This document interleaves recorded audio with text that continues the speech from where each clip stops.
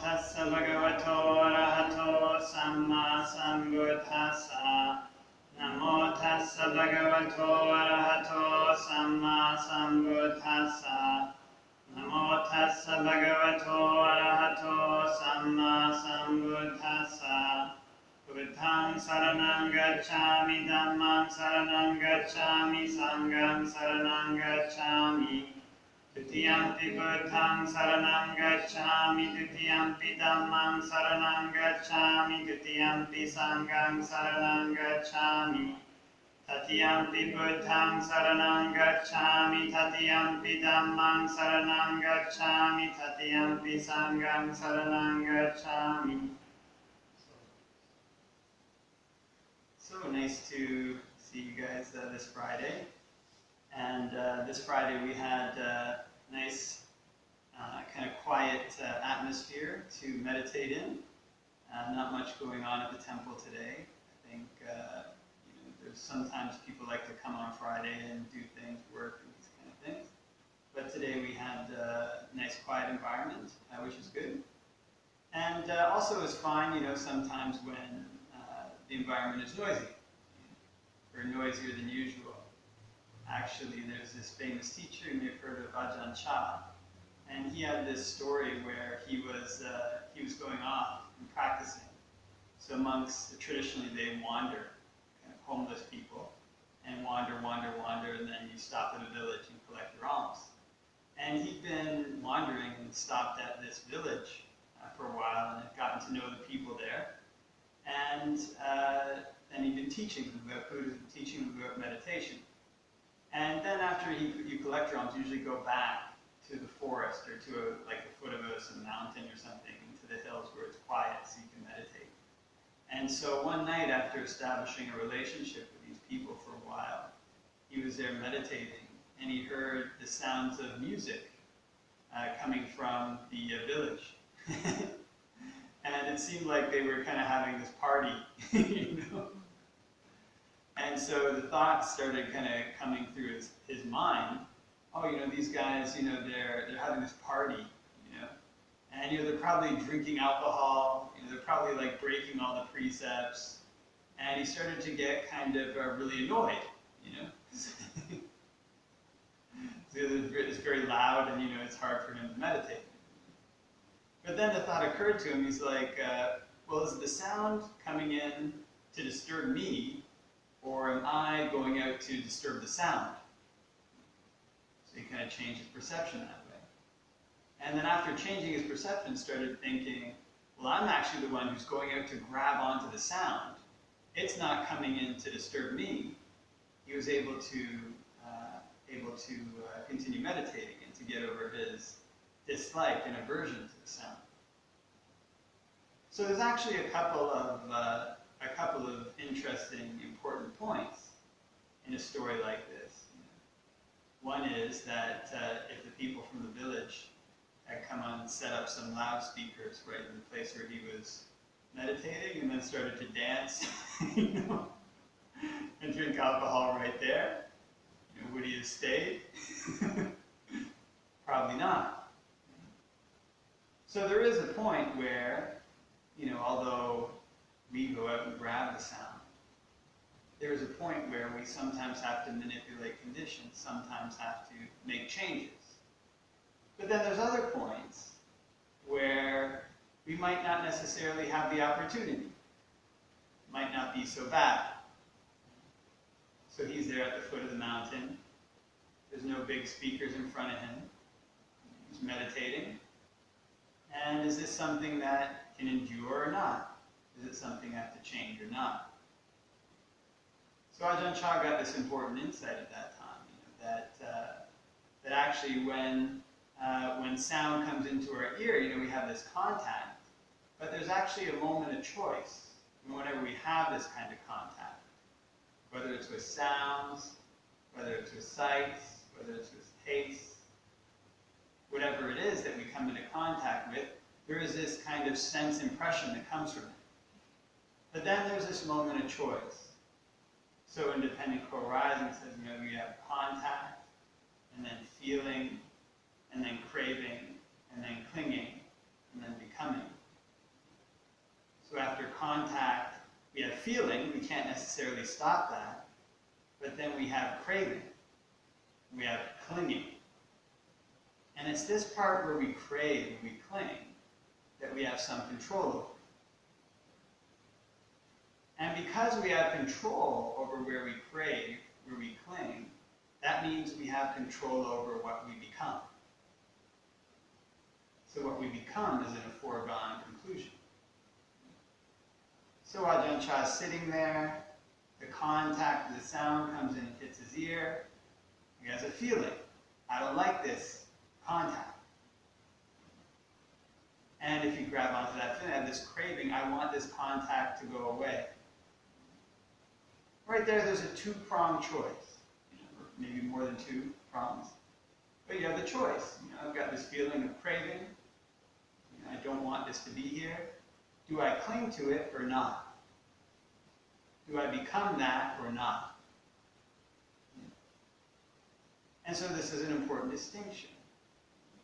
Because right here you can make the choice, this sound's coming in to bother me, cling to that, crave not to have it, become somebody who's really disturbed by the sound. Become somebody who's really disturbed by the sound comes in, contacts your ear again, you crave not to have it again, you cling not to have it again, and it creates this kind of cycle, like a feedback loop. Like if you take a microphone and you put it near a speaker, then the sound coming from the speaker, or a little bit of sound that hits the microphone, goes in and hits the speaker.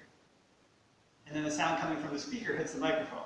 And the sound coming from the microphone hits the speaker, and back and forth, and you have what's called a feedback loop, which starts like this. It gets really loud. You have to take the microphone away from the speaker. Otherwise, it just kind of might damage your speaker. And in the same way in our minds, we have these kind of feedback loops. Feedback loops that come from contact, come from feeling, and are sustained through craving, through clinging, through becoming. So right there, Ajahn Chah had a choice. If anybody has this feeling of something unpleasant contacting their ear, have this choice. Oh, am I going to get mad at that? Sometimes the fraction of a choice, depending what habits we've cultivated, can be really small. But it's there. Usually it's there. And if we grab this, okay, this is a sound that usually annoys me. I'm not going to become annoyed by that. We have the opportunity to cut the feedback loop. What usually happens, what can happen in these situations is, I don't like this, we crave not to have it, we cling to that, we become somebody who's annoyed. Becoming somebody who's annoyed, the contact comes in again, we crave to it, we cling to it again, we become even more annoyed, and even more annoyed, and even more annoyed. And so the sound from the speaker grows louder and louder and louder. But the nice thing about this is that there is this opportunity to cut this feedback loop. So is this moment of choice. So when an unpleasant contact comes into our mind, comes into our sensory awareness, we have the choice to ask ourselves, what are the ideas that I have about this unpleasant sense contact? So oftentimes in the West, I remember when I was a young man growing up, there was this kind of idea that we only had so many brain cells. And they never regrew. I remember this really clearly when I was young. And so then I learned when I was young that when you get up in your morning, your brain kind of smashes back and forth against your skull, but it's got all this fluid, so it's protected. And I got worried, like, oh my God, am I like losing brain cells? Or, is it gonna go away? But anyways, aside from that, one of the corollaries to this idea that we only have so many brain cells is that our feelings, our emotions, all these things are determined by our brain. Our personalities are determined by our brain. And what that meant at that time, or could have meant, some ideas, is that we had no opportunity to change our personality. there was this particular way that we were, and there was no changing it. So what that meant is when a contact comes in, suppose we think to ourselves, I'm a person who's always angry, who gets annoyed at traffic, say. A contact comes in from traffic, either a sight of somebody honking, the sight of a big line of cars in front of us, and we have this feeling, I'm a person who gets annoyed at traffic. That's who I am. When that kind of attitude gets brought to the contact, there's no opportunity to make a choice. It gets lessened. Because right away we've already thought, no matter what, I'm going with prong B, down the annoyance side. And as contact from traffic comes in, we get annoyed, we crave not to have it, we cling to that, we become that. More contacts come in, and the loop continues. So this is why whenever a contact comes in, something that might cause us to suffer, might cause us, that usually catches us, we can step back and ask ourselves, what are the ideas that I'm bringing to this that are causing me to suffer? What's the background attitude that I have to this? Is it something, when some unpleasant contact comes in, is it something I think this is just who I am? I'm a person who gets tripped up by this, gets annoyed by this. If that's so, then we can change. So this is a liberating thing about the Buddhist teachings. Who we are, who we become, what we become, is a matter of choice. And so no matter how loud our feedback loop has gotten, so long as we have this idea in our heads, look, this is a matter of choice, we have the opportunity to cut the feedback loop. We have the opportunity to pull the microphone away from the speaker. If we already have this idea in our heads, I can't pull the microphone away from the speaker, then we never try. And the feedback loop gets greater and greater and greater. But if we change our attitude to that, look, I have a choice here to cut this feedback loop at craving. I've got a choice to cut it at clinging and take a new course of becoming. Become something new. We have this idea in our heads and it's very, very liberating. When sounds contact us, when unpleasant sights contact us, when unpleasant feelings contact the body, we think to ourselves, is this feeling coming in to attack me? Or am I going out to grab onto it? Am I the one going on to grab onto it with craving? Am I the one going to grab onto it with clinging? Am I the one who's causing this cycle of becoming? And so then when we change our perceptions like this, it gives us a sense of liberation. It gives us a sense of purpose, in a way. Because once we know that we have the choice to become what we choose, the next question is, what do I want to become? What is it that I want to be? And this is where we have the Buddhist teachings. Because there's any number of avenues of things, of ways of being, ways that we could become, ways that we could direct our mind, but there's some that are skillful, some that are unskillful. So he trains us in this way, learn to become a person who's generous, a person who's giving. If we have to take on an identity, then this is a good one to take on. We become a person who's generous, a person who's giving.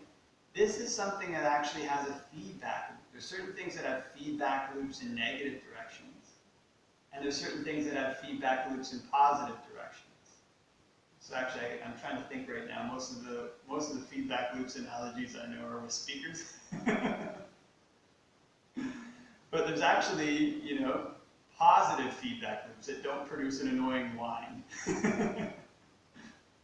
But you can get the idea from the speaker. So in the same way, we can make ourselves crave for something, cling to something, become something. The sound comes in, we feel annoyed. We have this unpleasant contact. We crave for it to go away. We cling to it going away, we become annoyed. When we become annoyed, it circles back. There are these things, are these qualities of mind where we crave for them, we cling to them, we become them, we get a little happiness. When that feedback loop cycles again, we crave to it, cling to it, become it again, it feeds back and produces more happiness. And more, and more, and more. This is a possibility for us, but it's good to understand about the way these feedback loops work, because when we just cut one cycle, it's not going to change the whine of the speaker right away. It won't change it immediately. What we actually have to do is produce a whole new cycle, and sometimes that means cutting and cutting and cutting and cutting and cutting and cutting and cutting and cutting our old habits. And then building and building and building and building and building and building our new habit. So the tricky thing about this is that the things that cause us negative feedback loops, sometimes there's an element of pleasantness in them. Years back when I was young, I used to like to smoke when I was in high school. And if there's any habit that's really silly, it's kind of smoking. Well, not to insult smokers, but any smokers there. But when you think about it, you have to pay a lot of money for cigarettes or whatever else you're smoking. In my case, it was something other than cigarettes. And when you inhale it, you cough. When you wake up in the morning, you feel terrible, but you keep doing it again and again for this one piece of pleasantness that you get right away. The tricky thing is with most of these habits, you get this feeling of pleasantness right away, and then when you cling to it, crave to it, it feeds back the next time. What happens? The pleasantness is less. So you need to smoke more. You need to eat more junk food. You need to go do more parties, drink more beer. Each time the feedback loops come back, the pleasantness is less. So when we give up something like that, we don't have that feeling of immediate pleasantness that we were getting from it. We don't have the immediate feeling of pleasantness that we got from smoking. But we start trying to build up a positive feedback loop, say running instead of smoking. We don't yet have the feeling of healthiness in our body either. Right? Some people, after they've been running for a long time, they get addicted to it because it's so pleasant. You just feel your body in motion. The endorphins it releases after exercise are so pleasant. But if you quit smoking and start running, day one, after your run, you're going to feel pretty terrible. So this is one of the reasons why sometimes we don't get to know about the happiness that can come from these positive feedback loops. Because there's a dry period in between. It's a kind of desert period. It's like somebody who was, say, I heard about this kind of refugees in World War II. And Germany was kind of going under, and there was all kinds of chaos, and some had to flee. I knew somebody whose family fled from Germany at that time. And Germany, compared to the ocean, compared to whatever was out there, might have seemed relatively safe. I mean, you already know the country, there's kind of food there, there's a lot of danger, and people know there's danger, but what's on the other side is totally unknown. What's waiting in the ocean? Submarines, enemies. What's on the other side? Where's the ship going to end up? People don't know. And it's the same way with our habits. We give up this habit that was a place of safety. We give up this thought, this is who I am, that was a place of safety, and we head towards something we hope is better. But when we're heading there, at the outset of the journey, we don't have any indication of what the end's going to be like necessarily. Like the person who's quit smoking and started running. Like the person who's quit junk food and started healthy food. Like the refugee who's fleeing Germany and now doesn't know what they're in for. So this is why we have to be sustained by faith. It's a faith that comes from conviction. When we see a little bit of goodness, we have an idea, on the further shore there's something better. And we also know from our faith in the Buddha, if we practice his teachings, everything I've tested out here seems to work. So maybe there really is something better on this further shore. And also sometimes we can meet people who we have faith in, you know, and we see the way they practice, and we think, I want a little bit of what that person has. All this gives us the faith that we need when we're cutting these negative feedback loops and going towards positive ones, and passing through this dry period. Because to build that, we have to. We have to go from doing something that's negative but pleasant right away to doing something that's positive and brings good long-term results in the future. But the Buddha's teaching about this, the benefit of it is that there is a shore across this desert, across this ocean. Whatever bad habit we have, it's possible to abandon. Whatever bad mind state we have, it's possible to abandon. Whatever suffering we feel, is possible to completely eliminate. There are people who've done it in the past, the Buddha did it, and there are people practicing for that in the present, people alive now who attain that in the present. And so all of this is for the purpose, you know. It starts from things like this, just learning.